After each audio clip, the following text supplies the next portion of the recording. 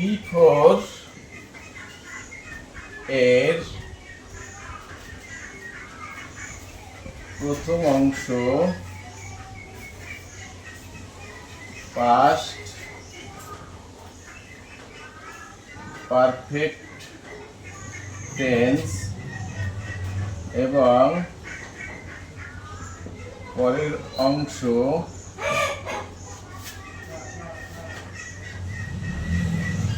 Past indefinite tense হয়।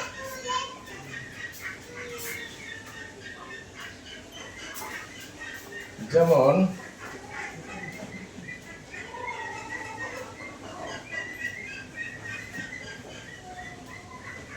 the patient died before the doctor come. এখন the patient died before the doctor come. এখন এই যে দুইটি ব্র্যাকেটে দুটি ভার্ব রয়েছে, এই ভার্ব দুটিতে ভুল আছে। এই ভার্ব দুটিকে আমাদের সঠিক করে লিখতে হবে। কিভাবে লিখব? আমরা এখানে দেখতে পাই কি আছে, বিফোর। বিফোর আছে, তাহলে আমরা জানি যে বিফোরের প্রথম অংশ পাস্ট পারফেক্ট টেন্স এবং পরের অংশ কি হবে, পাস্ট ইনডিফিনিট টেন্স হয়। তাহলে প্রথম অংশ কি হবে, পাস্ট পারফেক্ট টেন্স।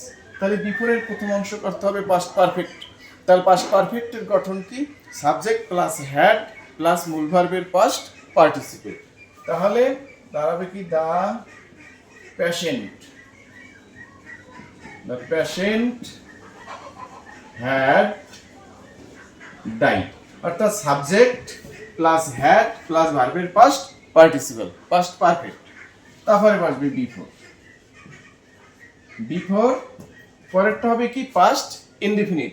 তাহলে বসালাম subject before the doctor. Past ইনডিফিনিটের গঠন কি, সাবজেক্ট প্লাস ভার্বের পাস্ট ফর্ম। তাহলে কামের পাস্ট ফর্ম কি, came. Before the doctor came. তাহলে যে দা কি হবে, the patient had died before the doctor came. তাহলে আমরা জানলাম যে যদি বিফোর থাকে তাহলে বিফোরের আগের অংশকে করতে হবে কি, পাস্ট পারফেক্ট টেন্স এবং পরের অংশকে করতে হবে কি, পাস্ট ইনডিফিনিট টেন্স। যে বিফোর এর প্রথম অংশ হবে পাস্ট পারফেক্ট টেন্স এবং পরের অংশ হবে পাস্ট ইনডিফিনিট টেন্স। আমরা এই বাক্যটায় কিন্তু তাই করেছি, বিফোর রয়েছে, বিফোরের আগের অংশ দ্য পেশেন্ট ডাইড, আমরা কি করছি, দ্য পেশেন্ট হ্যাড ডাইড, অর্থাৎ past perfect tense, subject plus had ভার্বের পাস্ট পার্টিসিপল। পরেরটা কি করতে হবে, পাস্ট ইনডিফিনিট, দ্য ডক্টর কাম। তাহলে পাস্ট ইনডিফিনিটের গঠন কি, সাবজেক্ট প্লাস ভার্বের পাস্ট ফর্ম। তাহলে দ্য ডক্টর ভার্বের পাস্ট ফর্ম, কামের পাস্ট ফর্ম কি, কেম। তাহলে দাঁড়ালো কি, the patient had died before the doctor came.